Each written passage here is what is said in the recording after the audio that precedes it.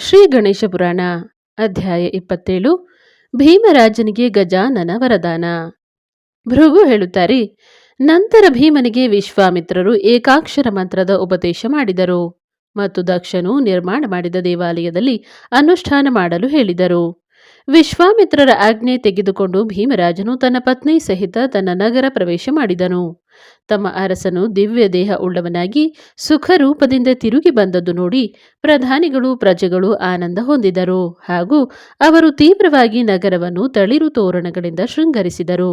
ನಂತರ ರಾಜ ರಾಣಿಯರನ್ನು ಪಲ್ಲಕ್ಕಿಯಲ್ಲಿ ಕೂರಿಸಿಕೊಂಡು ವಾದ್ಯ ವೈಭವಗಳಿಂದ ಜಯ ಜಯಕಾರ ಮಾಡುತ್ತಾ ಅರಮನೆಗೆ ಕರೆತಂದರು. ಮುಂದೆ ರಾಜನು ಉತ್ತಮ ದಿವಸ ನೋಡಿ ದಕ್ಷನು ಕಟ್ಟಿಸಿದ ದೇವಾಲಯಕ್ಕೆ ಹೋಗಿ ತಪಶ್ಚರ್ಯ ಮಾಡಲು ಪ್ರಾರಂಭಿಸಿದನು. ರಾಜನು ಏಕಾಗ್ರದಿಂದ ತಪಸ್ಸು ಮಾಡಲು ಎಲ್ಲ ಸೃಷ್ಟಿಯು ಗಣಪತಿಮಯವಾಗಿ ತೋರಹತ್ತಿತು. ಅವನು ದೊಡ್ಡವರು ಸಣ್ಣವರು ಮೇಲು ಕೀಳು ಎಂಬ ಭಾವನೆಯಿಲ್ಲದೆ ಎಲ್ಲರಿಗೂ ನಮಸ್ಕರಿಸಹತ್ತಿದನು. ರಾಜನಿಗೆ ಇಂಥ ದಿವ್ಯ ದೃಷ್ಟಿ ಪ್ರಾಪ್ತವಾದ ಮೂಲಕ ಗಜಾನನನು ಪ್ರಸನ್ನನಾದನು ಹಾಗೂ ಪ್ರತ್ಯಕ್ಷ ದರ್ಶನವನ್ನಿತ್ತು. ರಾಜ, ನನ್ನ ಆಶೀರ್ವಾದದಿಂದ ನಿನಗೆ ಉತ್ತಮ ಪುತ್ರನಾಗುವನು. ನೀನು ಸುಖದಿಂದ ಮತ್ತು ಧರ್ಮದಿಂದ ರಾಜ್ಯವಾಳು ಎಂದು ನುಡಿದನು. ಫಲಾಪೇಕ್ಷೆ ಇಲ್ಲದೆ ಪ್ರತ್ಯಕ್ಷ ಕರ್ಮದಿಂದ ಗಣೇಶಾರ್ಪಣ ಬುದ್ಧಿಯಿಂದ ಇರಲು ಆ ರಾಜನಿಗೆ ಸುವರ್ಣದಂತೆ ಅಂಗಕಾಂತಿಯುಳ್ಳ ಸುಂದರ ಮಗನು ಆದನು. ಆಗ ರಾಜನು ಅನೇಕ ರೀತಿ ದಾನ ಧರ್ಮ ಮಾಡಿದನು. ಜ್ಯೋತಿಷ್ಯರ ಹೇಳಿಕೆಯ ಪ್ರಕಾರ ಅವನಿಗೆ ರುಕ್ಮಾಂಗದ ಎಂದು ಹೆಸರಿಟ್ಟನು. ರುಕ್ಮಾಂಗದನ ಬಾಲ್ಯಾವಸ್ಥೆ ಮುಗಿದು ಕೌಮಾರ್ಯಾವಸ್ಥೆ ಪ್ರಾಪ್ತವಾಗಲು ರಾಜನು ಅವನನ್ನು ಉತ್ತಮ ಗುರುಗಳ ಸ್ವಾಧೀನಪಡಿಸಿದನು. ರಾಜಪುತ್ರನು ಅತ್ಯಂತ ಬುದ್ಧಿಮಾನ ಇರುವುದರಿಂದ ಕೆಲವೇ ದಿನಗಳಲ್ಲಿ ಅನೇಕ ವಿದ್ಯಾಪಾರಂಗತನಾದನು. ಮುಂದೆ ತಾರುಣ್ಯಾವಸ್ಥೆಯಲ್ಲಿ ಕಾಲಿರಿಸಿದ ಮೇಲೆ ಅವನಿಗೆ ರಾಜ್ಯಾಭಿಷೇಕ ಮಾಡಿದರು. ಅದರಂತೆ ಅವನಿಗೆ ಏಕಾಕ್ಷರ ಮಂತ್ರ ಉಪದೇಶ ಮಾಡಿದರು. ರುಕ್ಮಾಂಗದನಿಗೆ ಗಣಪತಿಯ ಮೇಲೆ ಅತಿಶಯ ಭಕ್ತಿಯುತ್ಪನ್ನವಾಯಿತು. ಮುಂದೆ ಒಂದು ದಿವಸ ಆ ಯುವರಾಜನು ರುಕ್ಮಾಂಗದನು ಬೇಟೆಯಾಡುವುದರ ಸಲುವಾಗಿ ಅರಣ್ಯಕ್ಕೆ ಹೋದನು. ಅಲ್ಲಿ ಅವನು ಅನೇಕ ಹಿಂಸ ಪ್ರಾಣಿಗಳನ್ನು ಸಂಹರಿಸಿದನು. ಹೀಗೆ ಅನೇಕ ಸಮಯದವರೆಗೆ ಅರಣ್ಯದಲ್ಲಿ ಸಂಚರಿಸುತ್ತಾ ಬಳಲಿದವನಾಗಿ ವಿಶ್ರಾಂತಿ ಹೊಂದುವುದರ ಸಲುವಾಗಿ ಸ್ಥಳವನ್ನು ಹುಡುಕುತ್ತಾ ಒಂದು ಸುಂದರವಾದ ಋಷಿಯ ಆಶ್ರಮವನ್ನು ನೋಡಿದನು. ಅಧ್ಯಾಯ 28 ರುಕ್ಮಾಂಗದ ಮತ್ತು ಮುಕುಂದ. ರುಕ್ಮಾಂಗದ ಆ ಆಶ್ರಮದಲ್ಲಿ ಪ್ರವೇಶ ಮಾಡಿದನು. ಆ ಆಶ್ರಮವು ವಾಚಕ್ನವಿ ಋಷಿಗಳದಾಗಿತ್ತು. ಆ ಋಷಿಗೆ ಮುಕುಂದ ಎಂಬ ಹೆಸರಿನ ಸುಂದರ ಪತ್ನಿ ಇದ್ದಳು. ರುಕ್ಮಾಂಗದನು ಆಶ್ರಮ ಪ್ರವೇಶಿಸಿದಾಗ ಋಷಿಗಳು ಸ್ನಾನಕ್ಕೆ ಹೋಗುವ ಗಡಿಬಿಡಿಯಲ್ಲಿ ಇದ್ದರು. ರಾಜಪುತ್ರ ಅವರಿಗೆ ನಮಸ್ಕರಿಸಿದನು. ಆಗ ಋಷಿಗಳು ತಮ್ಮ ಕುಟೀರದಲ್ಲಿ ಕರೆತಂದು ತಮ್ಮ ಪತ್ನಿಗೆ ಸತ್ಕರಿಸಲು ತಿಳಿಸಿ ಸ್ನಾನಕ್ಕಾಗಿ ನದಿಗೆ ಹೋದರು. ರುಕ್ಮಾಂಗದನಿಗೆ ಬೇಟೆಯಾಡಿದ ನಿಮಿತ್ತ ಶ್ರಮವಾಗಿ ನೀರಡಿಕೆಯಾಗಿದ್ದಿತು. ಕಾರಣ ಋಷಿ ಪತ್ನಿಗೆ ನೀರು ಕುಡಿಯಲು ಬೇಡಿದನು. ಆದರೆ ಋಷಿಪತ್ನಿ ಮುಕುಂದ ರುಕ್ಮಾಂಗದನನ್ನು ನೋಡಿ ಕಾಮಮೋಹಿತಳಾಗಿದ್ದಳು. ಆಗ ಆಕೆಯು, ರಾಜಪುತ್ರ, ನಿನ್ನನ್ನು ನೋಡಿ ನಾನು ಕಾಮಪೀಡಿತಳಾಗಿದ್ದೇನೆ. ನೀನು ನಿನ್ನ ಅಧರಾಮೃತದಿಂದ ನನ್ನನ್ನು ಶಾಂತಳನ್ನಾಗಿ ಮಾಡು ಎಂದು ನುಡಿದಳು. ಆಗ ರುಕ್ಮಾಂಗದನಿಗೆ ಬಹಳ ದುಃಖವಾಯಿತು. ಅವನು ಕ್ರೋಧದಿಂದ, ನಿನಗೆ ನಿನ್ನ ರೂಪದ ಬಗ್ಗೆ ಅಭಿಮಾನವಾಗಿರಬಹುದು. ಪರಸ್ತ್ರೀಯರಲ್ಲಿ ನನ್ನ ಮನಸ್ಸು ಎಂದೂ ಆಸಕ್ತಿ ಹೊಂದುವುದಿಲ್ಲ. ನನಗೆ ನೀರಡಿಕೆಯಾಗಿದೆ. ಆದರೆ ಈಗ ನಿನ್ನ ಕೈಯಿಂದ ನೀರು ಕುಡಿಯುವ ಇಚ್ಛೆ ಸಹ ನನಗೆ ಆಗುವುದಿಲ್ಲ. ನಾನು ಋಷಿಗಳ ಆಶ್ರಮವೆಂದು ಇಲ್ಲಿಗೆ ಬಂದೆ. ಇಲ್ಲಿಂದ ಹೋಗುವುದೇ ಸೂಕ್ತವೆಂದು ಅನ್ನಿಸುವುದು ಎಂದು ಹೇಳಿ ಹೊರಟನು. ಆಗ ಮುಕುಂದಳು ಅವನ ಕೈಯನ್ನು ಹಿಡಿದು, ಬಲಾತ್ಕಾರೇಣ ಯೋನ್ಯಸ್ಯ ಸ್ತ್ರೀಯಂ ದರ್ಶಿತುಮಿಚ್ಛತಿ ಸ ಏವ ನರಕಂ ಯಾತಿ ನ ಸ್ವಯಂ ಯಾತಿ ತಾಮಪಿ. ಯಾರು ಪರಸ್ತ್ರೀಯರ ಮೇಲೆ ಬಲಾತ್ಕಾರ ಮಾಡುವರೋ ಅವರು ನರಕಕ್ಕೆ ಹೋಗುವರು. ಸ್ತ್ರೀಯರೇ ವಶರಾಗಿ ಬಂದಾಗ ಅವರನ್ನು ಸ್ವೀಕಾರ ಮಾಡಿದರೆ ಪಾಪವು ಬರುವುದಿಲ್ಲ. ಕೃತಯುಗದಲ್ಲಿ ಮತ್ತು ತ್ರೇತಾಯುಗದಲ್ಲಿ ಬ್ರಹ್ಮದೇವರು ಸ್ತ್ರೀಯರಿಗೆ ಪೂರ್ಣ ಸ್ವಾತಂತ್ರ್ಯವನ್ನು ಕೊಟ್ಟಿದ್ದನು. ಈಗ ಈ ಸಮಯದಲ್ಲಿ ನೀನು ನನ್ನನ್ನು ಧಿಕ್ಕರಿಸಿದರೆ ಭಸ್ಮ ಆಗುವೆ, ಅಥವಾ ನಾನು ಶಾಪ ಕೊಟ್ಟು ರಾಜಭ್ರಷ್ಟನನ್ನಾಗಿ ಮಾಡುವೆ. ಹೀಗೆ ಹೇಳುತ್ತಾ ನಿರ್ಲಜ್ಜತನದಿಂದ ಅವನನ್ನು ಆಲಂಗಿಸಿದಳು. ಆಗ ಅವನು ಅವಳನ್ನು ದೂಡಿದನು. ಆಗ ಅವಳು ಒಂದು ಕ್ಷಣ ಮಾತ್ರ ಮೂರ್ಛೆ ಹೊಂದಿದ್ದಳು. ಅವಳು ಎದ್ದ ನಂತರ ರುಕ್ಮಾಂಗದನು ಅವಳಿಗೆ, ಎಲೈ ಅವಿವೇಕಿ ಸ್ತ್ರೀ, ಈ ಪಾಪ ಕಾರ್ಯದಿಂದ ನರಕ ಪ್ರಾಪ್ತಿಯಾಗುವ ಸಾಧನೆಯನ್ನು ನಡೆಸುತ್ತಿರುವೆ. ಸಮುದ್ರ ಉಕ್ಕೇರಿದಂತೆ ನಿನ್ನ ಕಾಮ ಉಕ್ಕೇರಿದರೂ ನನ್ನ ಮನಸ್ಸು ಅನಾಚಾರಕ್ಕೆ ಎಂದಿಗೂ ಪ್ರವೃತ್ತವಾಗುವುದಿಲ್ಲ ಎಂದು ಹೇಳಿ ನಡೆದನು. ಆಗ ಆಕೆಯು ತನ್ನನ್ನು ಧಿಕ್ಕರಿಸಿ ಹೊರಟದ್ದನ್ನು ನೋಡಿ ಕೋಪದಿಂದ, ಯಾವುದರ ಸಲುವಾಗಿ ನೀನು ನನಗೆ ಅತ್ಯಂತ ಕಷ್ಟವನ್ನು ಕೊಟ್ಟೆಯೋ ಅದರ ಸಲುವಾಗಿ ನಿನಗೆ ನಾನು ಶಾಪ ಕೊಡುವೆ. ಈ ಕೂಡಲೇ ನೀನು ಸರ್ವಾಂಗ ಕುಷ್ಠವುಳ್ಳವನಾಗು ಎಂದು ಶಪಿಸಿದಳು. ರುಕ್ಮಾಂಗದನು ಆಶ್ರಮದಿಂದ ಹೊರಬರುತ್ತಲೇ ಸರ್ವಾಂಗದಲ್ಲಿ ಕುಷ್ಠವುಳ್ಳವನಾಗಿ ದುಃಖಿಸಹತ್ತಿದನು. ಆಗ ಅವನು, ಹೇ ಗಜಾನನ, ನಾನು ನಿನಗೆ ಏನು ಅಪರಾಧ ಮಾಡಿರುವೆ? ಇಂಥ ದುಷ್ಟಳ ಎದುರಿಗೆ ನನ್ನನ್ನು ಏಕೆ ಕರೆತಂದಿ? ನೀನು ದುಷ್ಟರ ನಾಶ ಮಾಡುವವನಿದ್ದು ಈ ಅಧಮ ಸ್ತ್ರೀಯನ್ನು ಏಕೆ ಜೀವಂತವಿಟ್ಟೆ? ಸುವರ್ಣವನ್ನು ಹಿಮ್ಮೆಟ್ಟಿಸುವಂಥ ನನ್ನ ಶರೀರ ಯಾವ ಪಾಪದಿಂದ ಈ ರೀತಿಯಾಯಿತು? ನೀನೇ ಎಲ್ಲ ಕಾರ್ಯಗಳ ಕೃತನಾಗಿರುವೆ, ಕಾರಣ ನಾನು ನಿನಗೆ ಶರಣಾಗತನಾಗುವೆ. ನಿನ್ನ ಇಚ್ಛೆ ಇದ್ದಂತೆ ಮಾಡು.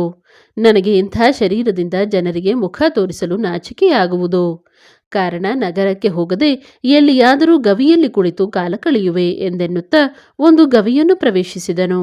ರುಕ್ಮಾಂಗದನೊಂದಿಗೆ ಬಂದ ಪ್ರಧಾನಿಯು ರುಕ್ಮಾಂಗದನನ್ನು ಹುಡುಕಿ ಹುಡುಕಿ ಬೇಸತ್ತು ನಗರಕ್ಕೆ ತಿರುಗಿ ಹೋದನು. ಅಧ್ಯಾಯ 29. ರುಕ್ಮಾಂಗದನಿಗೆ ನಾರದರ ಭೇಟಿ. ಒಮ್ಮೆ ರುಕ್ಮಾಂಗದನು ಗವಿಯಿಂದ ಹೊರಟು ಅಡ್ಡಾಡುತ್ತಾ ಒಂದು ವಟವೃಕ್ಷದ ಕೆಳಗೆ ಬಂದು ಕುಳಿತನು. ಆಗ ಅಲ್ಲಿಗೆ ಅಕಸ್ಮಾತ್ತಾಗಿ ನಾರದರು ಬಂದರು. ನಾರದರು ಬಂದದ್ದನ್ನು ರುಕ್ಮಾಂಗದನು ನೋಡಿ ಅವರಿಗೆ ನಮಸ್ಕಾರ ಮಾಡಿದನು ಹಾಗೂ ತನ್ನ ಎಲ್ಲ ವೃತ್ತಾಂತವನ್ನು ಅವರಿಗೆ ಅರುಹಿದನು. ಆಗ ನಾರದರು, ರುಕ್ಮಾಂಗದನೇ, ನಾನು ಬರುವ ಮುಂದೆ ಒಂದು ಚಮತ್ಕಾರವನ್ನು ಕಂಡೆನು, ಅದನ್ನು ಹೇಳುವೆ ಕೇಳು. ವಿದರ್ಭ ದೇಶದಲ್ಲಿ ಕದಂಬ ಎಂಬ ದೊಡ್ಡ ನಗರವಿದೆ. ಅಲ್ಲಿ ಒಂದು ಸುಂದರ ದೇವಾಲಯವಿದ್ದು ದೇವಾಲಯದಲ್ಲಿ ಗಜಾನನನ ಮೂರ್ತಿ ಇದೆ. ಆ ದೇವಾಲಯದ ಎದುರಿಗೆ ಒಂದು ಉತ್ತಮ ನೀರಿನ ಕುಂಡವಿದೆ. ಅದಕ್ಕೆ ಚಿಂತಾಮಣಿ ಎಂದು ಹೆಸರಿದೆ. ಒಮ್ಮೆ ಒಬ್ಬ ವೃದ್ಧನು ಮೈತುಂಬಾ ಕುಷ್ಠವುಳ್ಳವನು ಯಾತ್ರೆಯನ್ನು ಮಾಡುತ್ತಾ ಕದಂಬ ನಗರಕ್ಕೆ ಬಂದು ಆ ಕುಂಡದಲ್ಲಿ ಸ್ನಾನ ಮಾಡಿದನು. ಸ್ನಾನ ಮಾಡುವುದೇ ತಡ ಅವನು ದಿವ್ಯ ದೇಹ ಉಳ್ಳವನಾದನು. ಗಜಾನನ ಸೇವಕನು ಅವನ ಸಲುವಾಗಿ ವಿಮಾನ ತಂದನು. ಅವನು ವಿಮಾನದಲ್ಲಿ ಕುಳಿತು ಉತ್ತಮ ಲೋಕಕ್ಕೆ ಹೋದನು. ನೀನು ತೀವ್ರವಾಗಿ ಆ ಚಿಂತಾಮಣಿ ವಿನಾಯಕ ತೀರ್ಥಕ್ಕೆ ಹೋಗು ಹಾಗೂ ಅಲ್ಲಿ ಸ್ನಾನ ಮಾಡು, ಅಂದರೆ ತಕ್ಷಣ ಕುಷ್ಠದಿಂದ ಮುಕ್ತನಾಗುವೆ ಎಂದರು. ನಾರದರ ಮಾತನ್ನು ಕೇಳಿ ರುಕ್ಮಾಂಗದನಿಗೆ ಅತೀ ಆನಂದವಾಯಿತು. ಅವನು ನಾರದರ ಪೂಜೆ ಮಾಡಿ ಆ ತೀರ್ಥದ ಬಗ್ಗೆ ಹೆಚ್ಚಿನ ಸಂಗತಿಯನ್ನು ತಿಳಿಯುವ ಇಚ್ಛೆಯುಳ್ಳವನಾದನು. ಅಧ್ಯಾಯ 30. ಇಂದ್ರ ಅಹಲ್ಯೆಯ ಕಥೆ. ರಾಜನ ಇಚ್ಛೆಯನ್ನು ಕೇಳಿ ನಾರದರು ಆನಂದದಿಂದ ಮುಂದಿನ ಕಥೆಯನ್ನು ಹೇಳಲು ಪ್ರಾರಂಭಿಸಿದರು. ಒಮ್ಮೆ ಒಂದು ದಿವಸ ನಾನು ಸ್ವರ್ಗದಲ್ಲಿರುವ ಅಮರಾವತಿಗೆ ಇಂದ್ರನ ಭೇಟಿಗೆ ಹೋಗಿದ್ದೆ. ಇಂದ್ರನು ನಾನು ಬಂದದ್ದನ್ನು ನೋಡಿ ನನ್ನನ್ನು ಸತ್ಕರಿಸಿ, ನಿಮಗೇನಾದರೂ ಚಮತ್ಕಾರ ಸಂಗತಿಗಳು ದೃಷ್ಟಿಗೆ ಬಂದಿದ್ದರೆ ಅರುಹಿರಿ ಎಂದು ಬಿನ್ನವಿಸಿದನು. ಆಗ ನಾನು, ಇಂದ್ರ, ನಾನು ಇವತ್ತು ಮೃತ್ಯು ಲೋಕದಲ್ಲಿ ಸಂಚರಿಸುತ್ತಿರುವಾಗ ಗೌತಮ ಋಷಿಗಳ ಆಶ್ರಮವು ನನಗೆ ಗೋಚರಿಸಿತು. ಆ ಆಶ್ರಮದಲ್ಲಿ ಗೌತಮ ಋಷಿಗಳು ತಮ್ಮ ಪತ್ನಿ ಅಹಿಲ್ಯೆಯೊಂದಿಗೆ ಕುಳಿತಿದ್ದರು. ಆ ಅಹಿಲ್ಯೆಯ ರೂಪವು ಲೋಕೋತ್ತರವಿದೆ.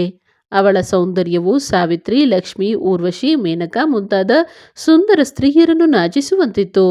ಆಕೆಯನ್ನು ನೋಡಿ ನನ್ನ ಮನಸ್ಸು ಕೂಡ ಕಾಮದಿಂದ ವಿಫಲವಾಯಿತು. ಇಂದ್ರ, ನಿಜವಾಗಿ ಹೇಳುವುದಾದರೆ ಅಂಥ ಸ್ತ್ರೀ ನಿನ್ನ ಅಮರಾವತಿಯಲ್ಲಿ ಇಲ್ಲದ್ದರಿಂದ ಈ ಅಮರಾವತಿಯು ನನಗೆ ತುಚ್ಛವಾಗಿದೆ ಎಂದನು. ಅಹಿಲ್ಯೆಯ ಸೌಂದರ್ಯ ವರ್ಣನೆ ಕೇಳಿ ಇಂದ್ರನ ಮನಸ್ಸಿನಲ್ಲಿ ಕಾಮ ಉತ್ಪನ್ನವಾಯಿತು. ಅಹಿಲ್ಯೆಯ ಸಂಗ ಹೇಗೆ ಮಾಡಬೇಕೆಂಬ ವಿಚಾರ ಮಾಡಹತ್ತಿದನು. ಕಡೆಗೆ ಅವನು ಗೌತಮ ಋಷಿಗಳ ರೂಪಧಾರಣ ಮಾಡಿ ಋಷಿಗಳ ಆಶ್ರಮಕ್ಕೆ ಬಂದನು. ಋಷಿಗಳು ಸ್ನಾನಕ್ಕೆ ಹೋದ ಸಮಯವನ್ನು ಸಾಧಿಸಿ ವೇಷಧಾರಿ ಇಂದ್ರನು ಅಹಿಲ್ಯೆಯ ಹತ್ತಿರ ಹೋದನು ಹಾಗೂ ಆಕೆಗೆ ಮಲಗಲು ನಡೆ ಎಂದನು. ಆಗ ಅಹಿಲ್ಯೆಯು, ಪತಿರಾಜರೇ, ತಾವು ತಮ್ಮ ಜಪ ತಪದ ನಿತ್ಯ ಕಾರ್ಯಗಳ ಸಮಯವನ್ನು ಬಿಟ್ಟು ಇದೇನು ಮಾಡುತ್ತಿರುವಿರಿ ಎಂದಳು. ಗೌತಮ ರೂಪ ಧಾರಣ ಮಾಡಿದ ಇಂದ್ರನು, ಪ್ರಿಯೇ, ನಾನು ನಿತ್ಯದಂತೆ ನದಿಗೆ ಸ್ನಾನಕ್ಕೆ ಹೋಗಿದ್ದೆ. ನದಿಯಲ್ಲಿ ಒಬ್ಬ ಸುಂದರ ಅಪ್ಸರೆಯು ನಗ್ನಳಾಗಿ ಶೃಂಗಾರ ಚೇಷ್ಟೆ ಮಾಡುತ್ತಿರುವುದನ್ನು ನೋಡಿದೆ. ಆಗ ನನ್ನ ಮೈಯಲ್ಲಿ ಮದನನ ಸಂಚಾರವಾಯಿತು. ಹಾಗೆ ನಾನು ಇಲ್ಲಿಗೆ ಬಂದೆ. ಪ್ರಿಯೇ, ಈ ಸಮಯದಲ್ಲಿ ನಾನು ಕಾಮಾತುರನಾಗಿರುವೆ. ನನ್ನ ಇಚ್ಛೆಯನ್ನು ಪೂರ್ಣ ಮಾಡದಿದ್ದರೆ ನನ್ನ ಪ್ರಾಣವೇ ಹೋಗುವುದು. ಈಗ ನೀನು ನನ್ನ ಮನಸ್ಸಿನ ಇಚ್ಛೆಯಂತೆ ನಡೆಯದಿದ್ದರೆ ನಾನು ನಿನಗೆ ಶಾಪ ಕೊಡುವೆ, ಅಥವಾ ನಾನು ಸನ್ಯಾಸ ತೆಗೆದುಕೊಂಡು ಎಲ್ಲಿಗಾದರೂ ಹೋಗುವೆ ಎಂದು ನುಡಿದನು. ಪತಿರೂಪಿ ಇಂದ್ರನ ನಿಷ್ಠುರ ಮಾತನ್ನು ಕೇಳಿ ಅಹಲ್ಯೆಯು, ಪ್ರಾಣನಾಥ, ಸ್ನಾನ, ಸಂಧ್ಯಾ, ಜಪ ತಪದ ಸಮಯದಲ್ಲಿ ತಮಗೆ ಇಂಥ ಇಚ್ಛೆಯಾದದ್ದು ಯೋಗ್ಯವಲ್ಲ. ನಾನು ನಿಮ್ಮ ಧರ್ಮಪತ್ನಿ ಇದ್ದ ಮೂಲಕ ನಿಮಗೆ ಉಪದೇಶ ಮಾಡಲು ಅರ್ಹಳಲ್ಲ. ನಿಮ್ಮ ಆಜ್ಞೆಯನ್ನು ಪಾಲಿಸಲು ಸಿದ್ಧಳಿರುವೆ ಎಂದು ಪತಿಯ ಇಚ್ಛೆಯಂತೆ ವರ್ತಿಸಲು ಪ್ರಾರಂಭಿಸಿದಳು. ಸ್ವಲ್ಪ ಸಮಯದ ಮೇಲೆ ವೇಷಧಾರಿ ಇಂದ್ರನ ಮೈಯಿಂದ ಸುವಾಸನೆ ಬರಲು ಆಕೆಗೆ ಸಂಶಯ ಬಂದಿತು. ಆಗ ಆಕೆಯು ಸಿಟ್ಟಿನಿಂದ, ಎಲೈ ನೀಚ, ದುರ್ಲಜ್ಜ, ನನ್ನ ಪತಿಯ ರೂಪವನ್ನು ಧರಿಸಿ ನನ್ನ ಪಾತಿವ್ರತ್ಯವನ್ನು ಹಾಳು ಮಾಡಿದ ಚಾಂಡಾಲ ನೀನು ಯಾರು? ಬೇಗ ಹೇಳು. ಇಲ್ಲವಾದರೆ ಶಾಪದಿಂದ ನಿನ್ನನ್ನು ಭಸ್ಮ ಮಾಡುವೆ ಎಂದು ನುಡಿದಳು. ಅಹಲ್ಯೆಯ ಕ್ರೋಧದ ಮಾತನ್ನು ಕೇಳಿ ಇಂದ್ರನು ಥರಥರ ನಡುಗಲಾರಂಭಿಸಿದನು. ಗೌತಮರ ರೂಪವನ್ನು ಬಿಟ್ಟು ತನ್ನ ರೂಪ ಪ್ರಕಟಿಸಿದನು ಹಾಗೂ ತಾನು ಇಂದ್ರನೆಂದು ತಿಳಿಸಿದನು. ಮತ್ತು ನಾನು ನಿನ್ನ ರೂಪದ ಕೀರ್ತಿಯನ್ನು ಕೇಳಿ ಮೋಹಿತನಾಗಿ ಈ ದುಷ್ಕೃತ್ಯ ಮಾಡಿದೆನು. ಆದದ್ದು ಆಗಿ ಹೋಯಿತು. ನೀನು ನನ್ನೊಂದಿಗೆ ನಡೆ, ನಾನು ಪ್ರತ್ಯಕ್ಷ ದೇವರ ರಾಜನಿರುವೆ ಎಂದನು. ಈ ಉದ್ದಟ ಭಾಷಣವನ್ನು ಕೇಳಿ ಅಹಲ್ಯೆಯು ಬಹಳ ಕ್ರೋಧವುಳ್ಳವಳಾಗಿ, ಮೂರ್ಖನೇ, ನೀನು ನನ್ನ ಪತಿವ್ರತವನ್ನು ಭ್ರಷ್ಟ ಮಾಡಿದೆ. ನೀನು ನಿನ್ನ ಕೈಯಿಂದಲೇ ಭಯಂಕರ ಪ್ರಸಂಗವನ್ನು ತಂದುಕೊಂಡಿರುವೆ. ಅದರ ಕಲ್ಪನೆಯೇ ನಿನಗೆ ಇಲ್ಲವೆಂದು ಅನ್ನುತ್ತಾ ದುಃಖ ಸಂತಪ್ತಳಾದಳು. ಅಧ್ಯಾಯ 31. ಗೌತಮರ ಶಾಪ. ನಾರದರು ಹೇಳುತ್ತಾರೆ, ಹೀಗೆ ಇಬ್ಬರಲ್ಲಿ ಮಾತುಕತೆ ನಡೆದಿರುವಾಗ ಗೌತಮ ಋಷಿಗಳು ಸ್ನಾನ ಮಾಡಿ ಆಶ್ರಮಕ್ಕೆ ಬಂದರು. ಪ್ರತಿನಿತ್ಯದಂತೆ ಅಂದು ಆಶ್ರಮವು ಸಾರಿಸಿ ರಂಗವಲ್ಲಿಯಿಂದ ಅಲಂಕೃತವಾಗಿದ್ದಿಲ್ಲ ಹಾಗೂ ಆಕೆಯು ಪಾದಪೂಜೆ ಮಾಡಲು ನೀರನ್ನು ಹಿಡಿದುಕೊಂಡು ನಿಂತಿದ್ದಿಲ್ಲ. ಅದರಿಂದ ಋಷಿಗಳು ಪತ್ನಿಯನ್ನು ಕೂಗಿದರು. ಋಷಿಗಳ ಧ್ವನಿಯನ್ನು ಕೇಳಿ ಅಹಲ್ಯೆಯು ಥರಥರ ನಡುಗುತ್ತಾ ಪತಿಯ ಹತ್ತಿರ ಬಂದು ನಿಂತಳು. ಆಕೆ ಪತಿವ್ರತೆಯಿಂದ ಭ್ರಷ್ಟಳಾದ ಮೂಲಕ ಪತಿಯ ಮುಖವನ್ನು ಕೂಡ ನೋಡಲು ಅಂಜಿದಳು. ಪತಿಗೆ ಸಾಷ್ಟಾಂಗ ನಮಸ್ಕಾರ ಮಾಡಿ ನಡೆದ ವೃತ್ತಾಂತವನ್ನೆಲ್ಲ ಹೇಳಿದಳು. ಈ ವರ್ತಮಾನವನ್ನು ಕೇಳಿ ಗೌತಮ ಋಷಿಗಳಿಗೆ ಅತ್ಯಂತ ಕೋಪ ಬಂದಿತು. ಅವರು ಸಿಟ್ಟಿನಿಂದ, ಎಲೈ ದುಶ್ಶೀಲಳೆ, ನಿನ್ನ ಸಹವಾಸವು ಸಾಕಷ್ಟು ಇರುವಾಗ ನಿನಗೆ ಇಂದ್ರನ ಕಪಟತನವು ಕಂಡುಬರಲಿಲ್ಲವೇ?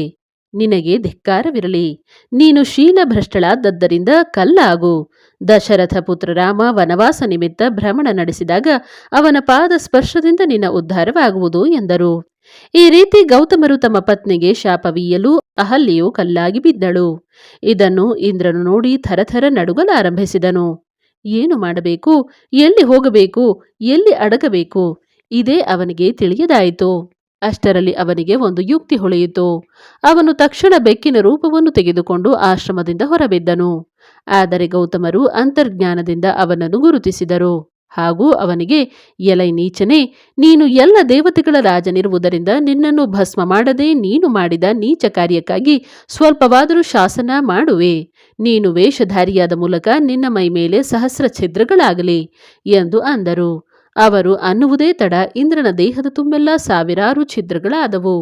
ದೇಹದಲ್ಲಿ ಛಿದ್ರಗಳು ಉತ್ಪನ್ನವಾದದ್ದನ್ನು ನೋಡಿ ಇಂದ್ರನು ದುಃಖದಿಂದ, ನನಗೆ ಇವತ್ತಿನವರೆಗೆ ವೃದ್ಧ ಎಂಬ ಗುರುಗಳು ಸಾಕಷ್ಟು ಉಪದೇಶ ಮಾಡಿದರು. ಆದರೆ ಅವರ ಉಪದೇಶ ದುರ್ಲಕ್ಷಿಸಿದೆ. ಅದರ ಫಲ ನನಗೆ ಈಗ ದೊರಕಿತು. ಈಗ ನನಗೆ ಪುನಃ ದೇವರಿಗೆ ಮುಖ ತೋರಿಸದಂತಾಯಿತು. ಆ ಮದನನು ಈ ರೀತಿ ನನ್ನ ಅವಸ್ಥೆಯನ್ನು ಮಾಡಿದನು. ಕಾರಣ ಆ ಮದನನಿಗೆ ಧಿಕ್ಕಾರವಿರಲಿ. ಯಾರ್ಯಾರು ಹೇಗೆ ಹೇಗೆ ಕರ್ಮ ಮಾಡುವರೋ ಹಾಗೆ ಅವರು ಶುಭ ಅಶುಭ ಫಲಗಳನ್ನು ಹೊಂದುವರು. ಹೀಗೆ ಅನ್ನುತ್ತಾ ಗುಂಗಿ ಹುಳದ ರೂಪ ಧರಿಸಿ ಕಮಲದ ದೇಟಿನಲ್ಲಿ ಅಡಗಿ ಕುಳಿತನು.